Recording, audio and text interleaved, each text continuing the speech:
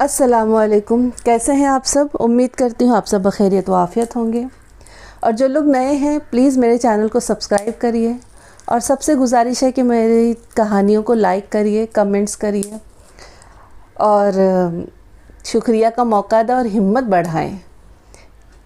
चलिए आज की कहानी शुरू करते हैं। आज की कहानी का नाम है रसीद की गवाही। हर इंसान की कोई ना कोई कमज़ोरी होती है, ऐसी कमज़ोरी कि वो जिसके सामने हाथ बांधकर खड़ा हो जाता है और ख़ुद को बेबस महसूस करता है। कहा जाता है कि जो मोहब्बत करते हैं वो मोहब्बत की धुन में लिपटे होते हैं, उनसे फ़ैसले करने के इख्तियार छीन लेने चाहिए। एक ऐसे ही बेबस शख्स का माजरा जिसने दिल का कहा मानते हुए अपनी कमज़ोरी ज़ाहिर कर दी। एक कत्ल की वारदात जिसका सुराग लगाना मुश्किल था, लेकिन उस शख्स की कमज़ोरी, उस शख्स की नाअहली ने उसको उस जुर्म के पादाश में सज़ा दिलवा दी। वो साहिल समंदर पर पानी में पैर भिगोए बैठी थी। उसके चेहरे से खौफ झलक रहा था। लगता था कि जैसे वो काफ़ी देर तक रोती रही है। मुझे उस पर हमेशा से ज़्यादा प्यार आ रहा था। उसने सिर्फ गुलाबी रंग का गाउन, कॉटन का कुर्ता, चेक का पैजामा पहन रखा था। वो सिया बालों वाली 30 साल की खूबसूरत लड़की थी। मेरा ख्याल है काम मुकम्मल हो गया है। मैं अपनी आवाज़ की लर्जिश पर काबू न पा सका क्योंकि मैंने एक नाखुशगवार फ़र्ज़ अंजाम दिया था। मैंने लाश वहाँ से हटा दी है और खून भी साफ़ कर दिया है।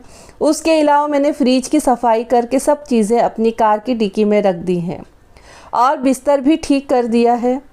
मैंने उस घर के तमाम कमरे देख लिए हैं, वो अपनी असली हालत में नज़र आ रहे हैं।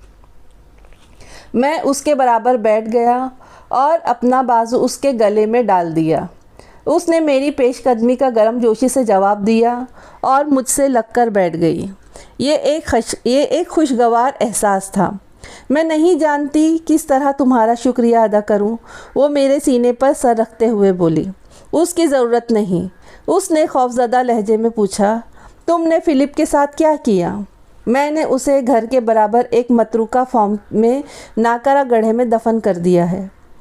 उसमें मुझे काफ़ी मुश्किल पेश आई क्योंकि वो खासा वज़नी था। मैंने उससे पूछा, क्या तुम वाकई जानना चाहती हो?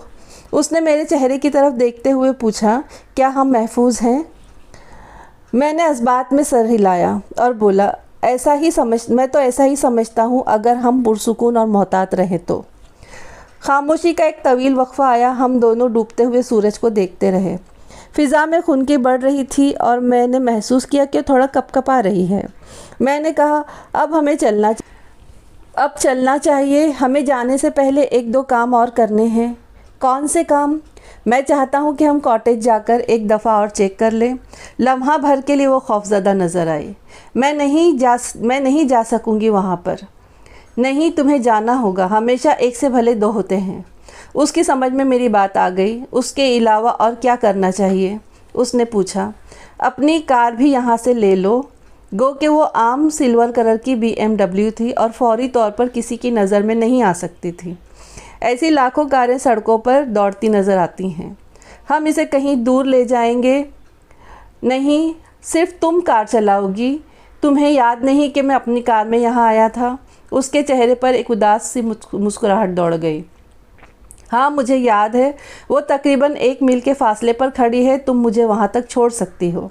उसके बाद हम कहाँ जाएंगे? उसने कहा, कहीं भी। पहले से यहाँ से तो निकलते हैं, लेकिन यहाँ से जाने के बाद हमारी मुलाकात कहाँ होगी?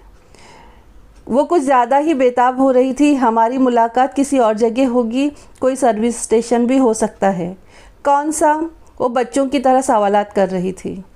मैंने यूं ही मोटरवे के किनारे एक सर्विस स्टेशन का नाम ले दिया तो वो मुतमईन हो गई। उसके बाद हम कॉटेज वापस आ गए।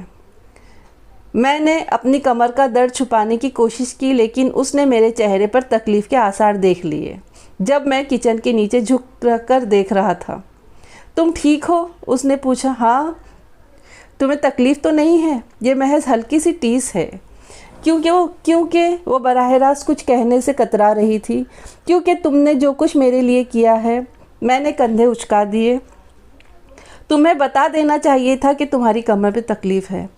फ़िलहाल इस बात की कोई अहमियत नहीं है। इस वक्त हमें ये इत्मीनान करने की ज़रूरत है कि यहाँ इख्तिताम हफ़्ता तुम्हारी मौजूदगी का कोई सबूत या कोई आसार नज़र ना आए। ये मामला ज़्यादा अहम है। इस वक्त कुछ मज़ीद नहीं, और हम अपने अपने काम में लग गए। 30 मिनट बाद हम किचन में वापस आए। उसने खौफज़दा अंदाज में चारों तरफ देखते हुए कहा, ओ खुदा, यहाँ बहुत ज़्यादा खून था। मैंने चारों तरफ देखते हुए कहा, अब तो सब कुछ नॉर्मल है। उसकी आंखों में खौफ की परछाइयाँ लरस गईं। उसने एक बार फिर उस जगह का जायज़ा लिया और सर हिलाते हुए बोला, मेरा भी यही ख्याल है। मैंने एक गहरी सांस लेते हुए कहा, ठीक है, फिर हमें चलना चाहिए। 5 मिनट बाद हम बड़ी सड़क पर आए तो उसने पूछा, क्या तुम नहीं जानना चाहते कि क्या वाक़या पेश आया था? मैंने रेडियो ऑन किया। उस वक्त मेरा पसंदीदा म्यूज़िक बज रहा था, इसलिए मैंने सिर्फ इतना कहा कि बाद में। मैंने कुछ नहीं किया एलेक्स, मैंने उसे कुन अखियों से देखते हुए कहा। मैंने ये नहीं कहा कि तुमने उसे कत्ल किया है। वो इतनी खूबसूरत थी कि मैं उसके लिए अपने दिल में हमदर्दी महसूस कर रहा था। लेकिन हम इस बारे में बाद में बात कर सकते हैं। मैंने तुम्हें बताया था कि हमारे लिए यहाँ से दूर जाना ज़्यादा अहम है। हम अभी इस पर बात क्यों नहीं कर सकते? उसने चिड़चिड़ेपन से पूछा। वो हमेशा ही ऐसे ही बचकाना बातें किया करती थी। शायद ये भी एक वजह थी कि वो मुझे छोड़कर फ़िलिप के साथ चली गई, क्योंकि अब हमें जो कुछ करना है मैं उस पर अपनी तवज्जो मरकूज़ करना चाहता हूँ। कम से कम ये बहुत ज़रूरी है कि हम फ़िलिप के मकान से मीलों दूर चले जाएं। उसके बाद हम तमाम चीज़ों पर तफसील से बात कर सकेंगे। उसकी समझ में मेरी बात आ गई। उसके बाद वो कुछ न बोली। हम उस जगह पहुंच गए जहां सड़क के किनारे मेरी कार खड़ी थी। मैंने इशारे से उसे बताया कि यही मेरी कार है। उसने उसके पीछे अपनी कार रोक ली। वहां हमारे सिवा और कोई नहीं था। क्या हम काफ़िले की शक्ल में आगे पीछे चलेंगे? उसने पूछा। नहीं, तुम फ़ौरन यहाँ से रवाना हो जाओ। मैं 15-20 मिनट इंतज़ार करूँगा। मोबाइल पर बात करने की ज़रूरत नहीं है क्योंकि कॉल ट्रेस हो सकती है। मैंने उसे ताकीद की। वैसे भी मेरा मोबाइल सारा दिन बंद ही रहता है।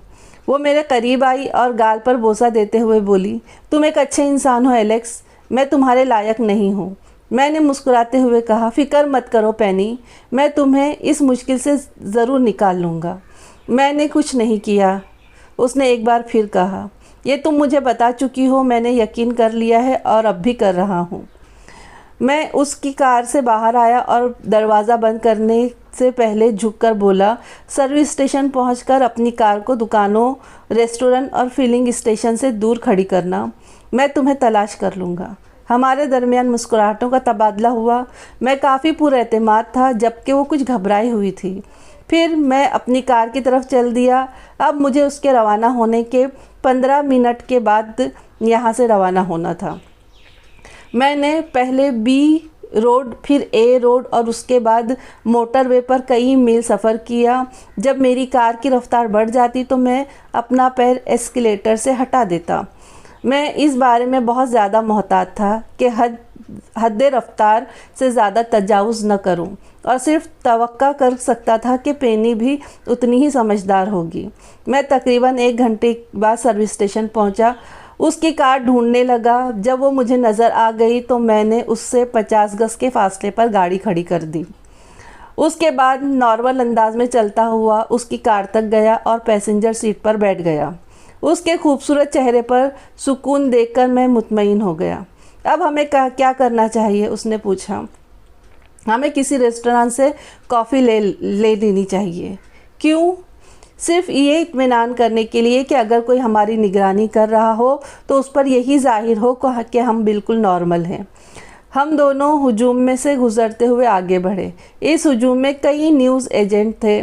कुछ का ताल्लुक़ स्वीट, कॉफ़ी और सैंडविच की दुकानों से था, जबकि बहुत से लोग दुकानों के गिर्द मंडला रहे थे। मैंने कॉफ़ी के 2 कप ख़रीदे और इन्हें लेकर पेनी के पास चला आया। उसने मेरा शुक्रिया अदा किया और मुस्कुराने की कोशिश की। मैंने उसे कत्ल नहीं किया। उसने एक बार फिर अपनी बात दोहराई। मैंने मुस्कुराते हुए कहा, अभी नहीं, हम बाद में बात करेंगे। फिर कब? उसने पूछा। कार में बैठने के बाद ये मेरा वादा है। मैंने अपना हाथ बढ़ाकर उसके दोनों हाथ दबा दिए। मुझे उसके हाथों में पहले की तरह नरमी और गर्माहट महसूस हुई। उसने कोई मज़ाहमत नहीं की और ना ही अपना हाथ पीछे किया। मुझे ये देखकर खुशी हुई। मैं नहीं जानती कि तुम इतने पुरसुकून क्यों हो। क्योंकि मेरा मतलब है हम दोनों को पुरसुकून रहना है। उसने मेरी तरफ देखा। उसकी गहरी नीली आंखें देखकर यूँ लगा जैसे उसने आसमान का एक टुकड़ा चुरा लिया है। वो बहुत देर तक मुझे घूरती रही। मैंने नरमी से कहा, मुस्कुराओ, तुम्हारे चेहरे पर उदासी अच्छी नहीं लगती। उसने इस्बात में सर हिलाया और मुस्कुरा दी। फिलिप की कार में वापस आने के बाद हम दोनों साथ साथ बैठे हुए थे। मैंने कहा, अब बताओ। उसने फ़ौरन ही बोलना शुरू नहीं किया, लेकिन मुझे भी कोई जल्दी नहीं थी।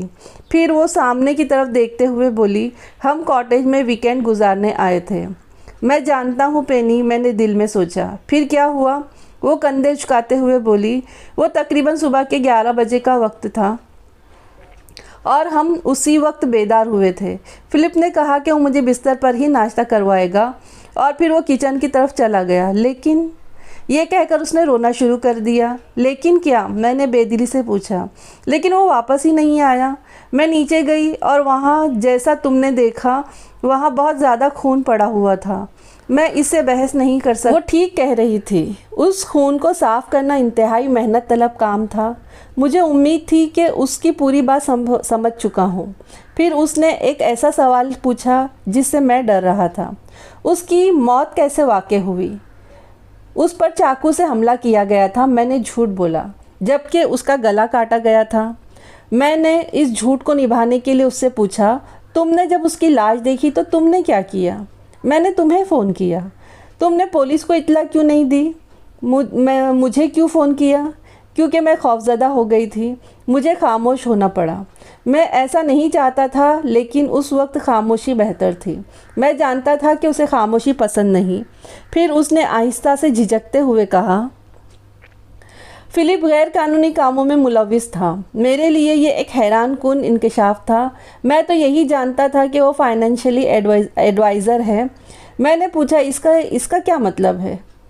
अपने क्लाइंट्स से वो जितनी रकम लेनी चाहिए थी उससे ज़्यादा वसूल कर ली थी। ओह, इसका खौफ बढ़ता जा रहा था कि वो कहीं पकड़ा न जाए। क्या उसे पुलिस का डर था? नहीं, वो अपने क्लाइंट्स से खौफज़दा था। कुछ देर खामोशी रही। फिर मैंने कहा, क्या उससे मैं ये समझूं कि उसके कुछ क्लाइंट्स भी गैर कानूनी कामों में मुलविस थे? वो अफसरदा लहजे में बोली, मेरा भी यही ख्याल है। उसके बाद वो कुछ देर तक कुछ न बोली, लेकिन मैं जानता था कि कहानी अभी ख़त्म नहीं हुई, लिहाजा उसके बोलने का इंतज़ार करने लगा। शायद वो मुनासिब लफ्ज़ तलाश कर रही थी। उसने मुझे पैसे देना शुरू कर दिए। मैंने अब भी कुछ नहीं कहा, लेकिन बहुत कुछ सोचने लगा। वो अपनी बात जारी रखते हुए बोली, उसमें बड़ी बड़ी रकूमात थीं। मेरा ख़याल है वो भी ये रकूमात छुपाने के लिए ही मुझे दे रहा था। लिहाजा तुमने महसूस किया कि पुलिस को इसके कत्ल की इत्तला नहीं देनी चाहिए। कहीं ऐसा ना हो कि वो इसके कारोबारी मामलात की छानबीन करने में लग जाए और तुम्हें भी उसमें घसीट ले। उसने इस्बात में सर हिलाया और दोबारा रोने लगी। उसकी सिसकियां लेते हुए कहा, मुझे डर है कि कहीं पुलिस ये ना समझे कि मैंने उसे कत्ल किया है। पैसों की खातिर? हाँ। अंदाज़न वो कितनी रकम होगी? उसने तकरीबन 2 मिलियन पाउंड जमा किए हैं मेरे पास। ये सुनकर मैं दंग रह गया और चंद सेकंड कुछ न बोला। फिर मेरी ज़ुबान से बेख्तियार निकला, वाह, बिल्कुल ऐसे कत्ल करने के लिए ये मुहर्रिक काफ़ी है। लेकिन तुमने कत्ल नहीं किया। मैंने उसकी बात दोहराई। नहीं, मैंने हिचकिचाते हुए पूछा, फिर कातिल कौन है? वो कंधे उचकाते हुए बोली, उसने बहुत से लोगों को नाराज़ किया था। मेरा ख्याल है उन्हीं में से कोई उसका कातिल हो सकता है। वो ऐसे लोग नहीं थे कि उन्हें नाराज़ किया जाए। पेनी बाज़ औक़ात बच्चों जैसी बातें करती थी। बहरहाल मुझे ये सुनकर खुशी हुई और मैंने कहा, क्या उन्होंने उसे कत्ल किया होगा? वो मुझे घूरते हुए बोली, और कौन हो सकता है? शायद ये मुझे नहीं कहना चाहिए था। मैंने अपने आप को पुरसुकून रखने की कोशिश की। बहुत जल्द मैं तुम्हें यहाँ से बहुत दूर किसी और बेहतर जगह ले जाऊँगा। तुम मुझसे क्या चाहते हो? तुम कार में घर जाओ और वहीं खड़ा कर दो जहाँ ये अमूमन वीकेंड पर खड़ी होती है। फिर ट्यूब के ज़रिए मेरे घर आ जाओ, ठीक है? और ये इत्मीनान कर लेना कि तुम्हें कोई ना देख सके। मैं वस्ती लंदन में वाक़ बैरून कोर्ट के एक टाउन हाउस में रहता हूँ। गो कि ये इतना अच्छा नहीं है, लेकिन मेरी ज़रूरत के लिए मुनासिब है। जब मैं वहाँ पहुँचा तो अंधेरा हो चुका था और सड़क वीरान पड़ी थी। जब मैं अपनी गाड़ी के फ्रंट डोर के करीब खड़ी की तो मुझे किसी ने नहीं देखा। बारिश हो रही थी, इसलिए मैं तेज़ तेज़ कदमों से चलता हुआ घर की तरफ बढ़ा। अंदर दाखिल होने के बाद मुझ पर घबराहट तारी हो गई। मैं बारी बारी हर कमरे में गया और कोशिश की कि जो हो चुका है उसके बारे में ना सोचूं। जो कुछ कर रहा था उस पर सोचना था और ये अब मुझे क्या करना चाहिए। मेरे आसा बुरी तरह कशीदा हो चुके थे। समझ में नहीं आ रहा था कि मुझसे इतनी भयानक गलती कैसे सरजद हो गई और अब इसकी तलाफ़ी कैसे होगी। बिला आखिर पेनी भी आ गई और वो बहुत परेशान लग रही थी, लेकिन इसकी परेशानी काबिल फ़हम थी। जैसे ही मैंने बैरूनी दरवाज़ा खोला, वो मुझसे लिपट गई और गर्मजोशी से मेरा बोसा लिया। मैंने अपने ऊपर उसके जिस्म का दबाव महसूस किया, उसे अपनी बाहों की हिसार में लेते हुए सरगोशी की। मैं अब भी तुमसे बहुत मोहब्बत करता हूँ। मैं भी, उसने मसाते हुए कहा। मैं जानता था वो झूठ बोल रही है, लेकिन मैंने उसे अहमियत नहीं दी। मैं उसे सिटिंग रूम में ले गया। मैंने 2 गिलासों में ब्रांडी उंडेली और हम साथ साथ बैठ गए। उसने पूछा, अब क्या होगा? क्या किसी को मालूम था कि तुम उस वक्त कॉटेज में गई हो? उसने कुछ सोचते हुए कहा, मेरा ख्याल है कि मैंने किसी को नहीं बताया। क्या फ़िलिप ने किसी को इस बारे में बताया था? मैं नहीं जानती। यानी हम सिर्फ उम्मीद कर सकते हैं कि उसने किसी को ना बताया होगा। उसने मशरूब का घूंट लेते हुए कहा, और कुछ? जब तुम कॉटेज में थी तो वहाँ किसी ने तुम्हें देखा था? किसी ने नहीं। क्या किसी ने फ़िलिप को देखा था? नहीं। फिर तो हमारे पास एक और मौका है। वो क्या? अगर उसने किसी को नहीं बताया कि तुम दोनों वीकेंड पर कॉटेज जा रहे हो और जब तक पुलिस तुम्हारे मोबाइल फ़ोन का रिकॉर्ड चेक नहीं करती तब तक हम महफूज हैं। ये सुनकर वो थोड़ी सी पुरसकून हो गई। उसने बात जारी रखते हुए कहा, बशर्त किसी ने हम दोनों को कॉटेज के आसपास न देखा हो। इस सूरत में हम जाए वक़्वा से अपनी गैर मौजूदगी साबित कर सकते हैं। उसने कुछ सोचते हुए इस बात में सर हिलाया। वो रात हमने अपने पुराने वक्तों की तरह गुजारी, जब फ़िलिप इसकी ज़िंदगी में नहीं आया था और मैं पेनी के साथ खुशगवार लम्हात गुजार रहा था। मेरा ख्याल था कि ये वक्त कभी ख़त्म न हो मेरा ख्याल था कि ये वक्त कभी ख़त्म न होगा और वो भी मेरी क़ुर्बत से उसी तरह लुत्फ़ अंदोज़ होती रहेगी जैसे मैं हो रहा हूँ। गो कि ये मेरी बेवकूफ़ी थी। मैं पेनी को समझ न सका। वो हमेशा खूब से खूबतर की तलाश में रहती थी। फ़िलिप मेरे मुकाबले में कम उम्र और मुझसे ज़्यादा अमीर था। गो कि ये दौलत उसने नाजायज़ तरीके से हासिल की थी। मुझ जैसा मामूली वकील किस तरह इसका मुकाबला कर सकता था? जब फ़िलिप ने पेनी में दिलचस्पी लेना शुरू की तो उसने फ़िलिप की भरपूर हौसला अफजाई की। वो इस मौके को गंवाना नहीं चाहती थी। वो एक मादा परस्त औरत थी। उसकी नज़र में मोहब्बत से ज़्यादा दौलत की अहमियत थी। मैं एक दरमियानी उम्र का फरबई माइल शख्स था जिसके बालों में सफ़ेदी उतर आई थी, जबकि फ़िलिप हर लिहाज से मुझसे बेहतर था। लिहाजा पेनी को फ़ैसला करने में कोई मुश्किल पेश नहीं आई और उसने फ़िलिप को मुझ पर तरजीह देने का फ़ैसला कर लिया। लेकिन ये माजी का किस्सा था। इस वक्त वो मेरे साथ बिस्तर पे लेटी थी और हम मोहब्बत की वादी में खोए हुए थे। उसने अपने आप को मेरे हवाले कर दिया, ताहम वो कुछ बेचैन दिखाई दे रही थी। सुबह मेरी आंख जल्दी खुल गई और मैंने अपने आप को बिस्तर पर अकेला पाया। मैंने सोचा कि शायद वो बाथरूम में हो, फिर दोबारा सो गया। नाश्ते पर मुझे इसका रवैया कुछ अजीब सा लगा, लेकिन उसकी वजह न जान सका। मैंने तजवीज़ पेश की कि हम पूरा दिन साथ गुजारें, क्योंकि इतवार होने की वजह से हम दोनों में से किसी को भी काम पर जाना नहीं था। लेकिन उसने कहा, क्या ये मुनासिब होगा? बिल्कुल, मैंने कहा। उसने हिचकिचाते हुए कहा, हमें इतनी जल्दी नहीं करना चाहिए। ठीक है, इसके अलावा और मैं क्या कह सकता था? वो चली गई और मुझे लगा कि कुछ गलत हो गया है, ताहम मैं इसे समझ नहीं सका। मैं चर्च चला गया, वहाँ से मुझे सुपरमार्केट जाना था। जब मैंने लंच से कुछ देर पहले 3 भरे हुए थैलों के साथ वापस घर में कदम रखा तो एक सियाह फार्म औरत और सफ़ेद फार्म मर्द मेरे इंतज़ार में खड़े थे। एलेक्जेंडर रॉबिट, हाँ, उसने मुझे कार्ड दिखाते हुए कहा। मैं सुराग रसां चीफ इंस्पेक्टर स्मिथ और ये सुराग रसां सार्जेंट हेनरी है। मैं तुम्हारी क्या खिदमत कर सकता हूँ? क्या हम अंदर आ सकते हैं? सीटिंग रूम में बैठने के बाद उस औरत ने पूछा, क्या तुम पेनी लूप को जानते हो? हाँ, वो मेरी गर्लफ्रेंड है। सार्जेंट हेनरी ने कहा, यकीनन वो कभी तुम्हारी गर्लफ्रेंड थी। क्या उसने हाल ही में तुम्हें फिलिप बोर्क की खातिर छोड़ नहीं दिया था? अच्छा, मैंने टालने वाली अंदाज में कहा। जो कि अब लापता है, स्मिथ ने कहा। उसकी गुमशुदगी का मुझसे क्या ताल्लुक़? मिस पेनी आज सुबह हमारे पास आई थी। उसने एक दिलचस्प कहानी सुनाई है, स्मिथ ने मुस्कुराते हुए कहा। उसने बताया कि तुमने मिस्टर बोर्क को कत्ल किया है। मैंने? उसने इस बात में सर हिलाया। उसका यही कहना है। बाज़ औक़ात हमें मुश्किल फ़ैसले करने पड़ते हैं। मैंने भी एक ऐसा ही फ़ैसला किया। मैंने कहा, वो परेशान है। इन दोनों ने मेरी बात पर यकीन नहीं किया। हेनरी बोल रहा, वो परेशान नज़र तो नहीं आ रही थी। स्मिथ ने उसकी बात को आगे बढ़ाते हुए कहा, दर हकीकत वो बड़ी पुरसुकून नज़र आ रही थी। उसने हमें बताया कि तुमने फिलिप बोरिक को कत्ल करके तमाम सबूत मिटा दिए हैं और उसे इस बात पर राज़ी कर लिया है कि वो जाए वक़्वा से तुम्हारी गैर मौजूदगी को ज़ाहिर करे। मेरी समझ में नहीं आया कि कहाँ से शुरू करूँ। सिर्फ इतना ही कह सका, वो झूठ बोल रही है। हेनरी के तासुरात से लगा कि वो पेनी को झूठा नहीं समझता, लेकिन उसके बॉस ने कहा, तुम इस बारे में क्या कहते हो मिस्टर एबिट? मुझे जवाब देने से पहले कुछ सोचना पड़ा, क्योंकि मेरे रास्ते में बहुत से झूठ हायल थे। पेनी ने मुझे फ़ोन करके कॉटेज आने के लिए कहा था। मैंने कहा, उस वक्त तुम कहाँ थे? यहीं अपने घर पर। क्या तुम्हें कॉटेज का पता मालूम था? बिल्कुल नहीं। उसने मुझे बताना था कि कॉटेज कहाँ पर है। हेनरी ने मुदाखलत करते हुए कहा, वो जगह सड़क से हटकर है और वहाँ तक पहुँचना आसान नहीं है जब तक कि कोई मुनासिब रहनुमाई करने वाला ना हो।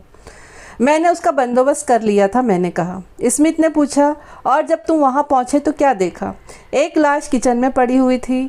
क्या वो फिलिप बोरिक की लाश थी? हाँ, वो एक लाश ही काफ़ी थी। शायद मुझे तंज़िया अंदाज़ इख्तियार नहीं करना चाहिए था। हेनरी को ये अंदाज़ अच्छा नहीं लगा। मिस पेनी ने तुम्हें इस बारे में क्या बताया? उसकी आवाज़ थकी हुई लेकिन किसी हद तक धमकी आमेज़ थी। यही कि उसने वहाँ लाश देखी थी। यानी उसने ये नहीं कहा कि उसने फ़िलिप को कत्ल किया है। नहीं, उसने ये नहीं बताया कि फ़िलिप का कातिल कौन है। उसका कहना था कि फ़िलिप बोरिक ने कई दुश्मन बना लिए थे। स्मिथ ने नाकाबिल यकीन अंदाज में कहा, कैसे दुश्मन? उसने अपने क्लाइंट्स की रकूमात में गबन किया था और उनमें कुछ जराइम पेशा लोग भी थे और उनमें से किसी एक ने उसका गला काट दिया। मैंने उस बात में सर हिला दिया। फिर वो खामोशी का एक वक्फा आया। हेनरी अपने टैबलेट पर मसरूफ़ हो गया। शायद वो कुछ नोट्स ले रहा था। स्मिथ मेरी तरफ देख रही थी, लेकिन उसका अंदाज़ दोस्ताना नहीं था। बिलाखिर उसने कहा, मुझे एक छोटी सी मुश्किल दरपेश आ रही मिस्टर एबिट। तुम इस सिलसिले में मेरी मदद कर सको? बिल्कुल। क्या ये सच है कि मिस पेनी चंद माह कबल मिस्टर ब्रूक की खातिर तुम्हें छोड़कर चली गई थी? हाँ। इस बारे में तुम्हारे क्या एहसासात थे? मैं अपने आप को बिल्कुल खोखला महसूस कर रहा था। मिस पेनी के साथ तुम्हारे ताल्लुकात कितना अरसा रहे? कमोबेश 10 साल। स्मिथ ने यूं सर हिलाया जैसे वो मेरे अल्फाज पर गौर कर रही हो। फिर बोली, तुम्हें यकीनन गुस्सा तो बहुत आया होगा जब उसने मिस्टर ब्रूक की खातिर तुम्हें छोड़ा। जाहिर है, लेकिन तुमने इस पर काबू पा लिया। हाँ, मैंने किसी और से दिल लगा लिया। वो मुझे देखकर मुस्कुराते हुए बोली, तो मिस्टर ब्रूक की लाश को खून में लथपथ देखकर तुम्हें क्या ख्याल आया? झूठ बोलने का कोई फ़ायदा नहीं था। मुझे खुशी हुई थी। क्या तुमने उसे मिस पेनी को दोबारा हासिल करने का मौका नहीं जाना था? मैं यही समझता हूँ। इसीलिए तुमने जाए वक़्वा की सफाई की। मेरा यही ख्याल है। हेनरी ने कहा, हमारा क्राइम सीन यूनिट जाए वकुआ पर जा रहा है। अगर तुम हमें बता दो कि फिलिप की लाश कहाँ पर मिलेगी तो हमारा काम आसान हो जाएगा। अब छुपाने से कोई फ़ायदा नहीं था, इसलिए मैंने उन्हें बता दिया कि लाश कहाँ फेंकी थी। उन दोनों ने बुरा सा मुंह बनाया। फिर हुनरी बोला, लाश को ठिकाने लगाने और जाए वकुआ की सफाई करने के बाद तुम पेनी को वापस यहाँ ले आए थे? हाँ, और अपने बिस्तर पर ले गए? हाँ, मैंने आहिस्ता से जवाब दिया, लेकिन मैं सोच रहा था कि इस इंतहाई ज़ाती नौइयत के सवाल का क्या मकसद? क्या वो अपनी रजामंदी से बिस्तर पर गई थी? क्या? मैंने कदरे तेज़ लहजे में कहा। हुनरी मेरे चेहरे पर नज़र जमाते हुए बोला, क्या तुमने उसे ज़बरदस्ती मजबूर नहीं किया था? क्या तुम ये कह रहे हो कि मैंने उसकी असमतदरी की है? हुनरी ने तड़क कर कहा, हाँ, ये गलत है। मैंने एहतजाज करते हुए कहा, मैंने उसके साथ कोई ज़बरदस्ती नहीं की। हुनरी ने स्मिथ की तरफ देखा और बोली, उसका कहना है कि तुमने उसे मजबूर किया और इशरार करते हुए कि वो तुम्हारी गर्लफ्रेंड है, गो कि वो नहीं चाहती थी, उसके बावजूद तुमने उसके साथ जिनसी ताल्लुक़ कायम किया। ये बकवास है। फॉरेंसिक मेडिकल एग्जामिनर ने इससे इत्तेफाक किया है कि तुम उस पर जिनसी हमले के मुर्तकिब हुए हो। शायद फिलिप ने इसकी असमतदरी की हो, हम नहीं जानते। क्या तुमने पेनी का बैंक अकाउंट चेक किया है? मैंने पूछा। अभी नहीं, उससे हमें क्या मिलेगा? उसमें लाखों पाउंड होंगे। उसके पास इतनी रकम कहाँ से आई? फिलिप बोरिक ने गबनशुदा रकम उसके अकाउंट में ट्रांसफ़र कर दी थी। उन्होंने एक दूसरे को देखा। स्मिथ ने हुनरी से कहा कि वो इस मामले को बाद में देखें। उसने इस बात में सर हिलाया और खड़े होते हुए बोला, अगर तुम्हें एतराज़ न हो तो तुम्हारे घर की तलाशी ले लें। मैं भी खड़ा हो गया और बोला, हाँ, मुझे एतराज़ है। जब अब स्मिथ के खड़े होने की बारी थी, वो कंधे उचकाते हुए बोली, ठीक है, फिर हमें सर्च वारंट लेना होगा क्योंकि तुम ताउन नहीं कर रहे हो। मैंने हथियार डालते हुए कहा, ठीक है, तुम तलाशी ले सकते हो। 20 मिनट बाद उनकी वापसी हुई। उनके चेहरे उतरे हुए थे। मैं समझ गया कि उन्हें तलाशी में कुछ नहीं मिला, कोई चीज़ उनके हाथ नहीं लगी। हुनरी ने कहा, क्या तुम मुझे कार की चाबियाँ दे सकते हो? मैंने कार की चाबी उसे दे दी। तो मुझे एक बार फिर तन्हा छोड़कर चले गए। मैंने ब्रांडी पीते हुए अंदाज़ा लगाने की कोशिश की कि ये क्या हो रहा है, पेनी ऐसी बातें क्यों कर रही है। थोड़ी देर बाद उनकी वापसी हुई। स्मिथ ने एक कागज़ पकड़ा हुआ था। ये तुम्हारा है? उसने पूछा। मैंने कागज़ पर नज़र डाली। वो एक सैंडविच की रसीद थी जो वेल ब्रेड से ख़रीदा गया था। मुझे याद नहीं, मैंने अनजान बनते हुए कहा। वेल ब्रेड वही कॉटेज के करीब की जगह है। ये तुम्हारी कार की एश ट्रे में रखी हुई थी। वाकई? मैंने हैरत से कहा, क्योंकि मेरा ख्याल था कि एश ट्रे खाली थी।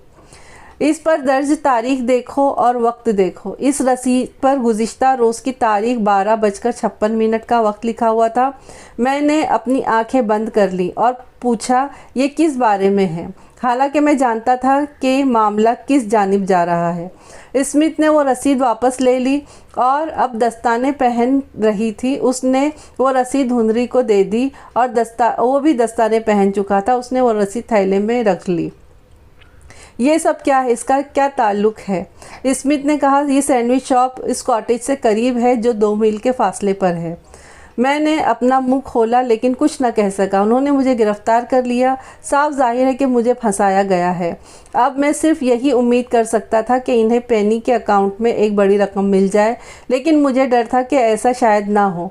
वो मेरा मोबाइल चेक करेंगे तो इन्हें मालूम हो जाए मैंने पेनी की पहली कॉल उसी मनहूस सैंडविच शॉप में सुनी थी। ताहम मेरी समझ में ये नहीं आया कि वो रसीद मेरी कार के एश ट्रे में कैसे पहुंची। शायद पेनी ने उसे वहां रखा हो। जब पेनी ने लाश दरियाफ्त की तो मुझे इसकी कॉल का जवाब नहीं देना चाहिए था, लेकिन मैं उसके लिए पागल हो रहा था। मेरा ख्याल उसे बेवफाई करने की सज़ा मिलनी चाहिए थी, लेकिन मैंने जाना कि अब भी मैं उसे हासिल करना चाहता हूँ। मेरा ख्याल था फिलिप बोरिक का कत्ल एक मुकम्मल जुर्म है और उसका कभी सुराग नहीं लग सकेगा, क्योंकि मैं चाहता था कि उसकी मौत का इल्ज़ाम पेनी पर आए। मुझे शक है कि वो समझ गई थी और वो होशियार है और बहुत होशियार है, और मैं बेवकूफ़ हूँ और मैं सदा का बेवकूफ़ हूँ। रही सही कसर उस रसीद ने पूरी कर दी। यहाँ पर कहानी ख़त्म हो जाती है। यानी उस शख्स ने कत्ल किया और अपनी ही महबूबा को फंसाने की कोशिश की, लेकिन वो प्यार में ऐसा अंधा था कि फिर भूल गया था कि उसको अपनी महबूबा को फंसाना था, और एक रसीद की वजह से वो पकड़ा गया। तो इस तरह से जुर्म करना ही नहीं चाहिए। सबसे पहली बात जो चला गया वो हमारा नहीं, और जो हमारा है वो जाएगा नहीं। चलिए, तो आप लोग इस कहानी को ज़रूर लाइक करिए और मेरे चैनल को सब्सक्राइब करिए और कमेंट्स लिखिए, शेयर करिए और अपना ख्याल रखिए। मिलते हैं अगली कहानी के साथ में। अस्सलाम वालेकुम, अल्लाह हाफ़िज़।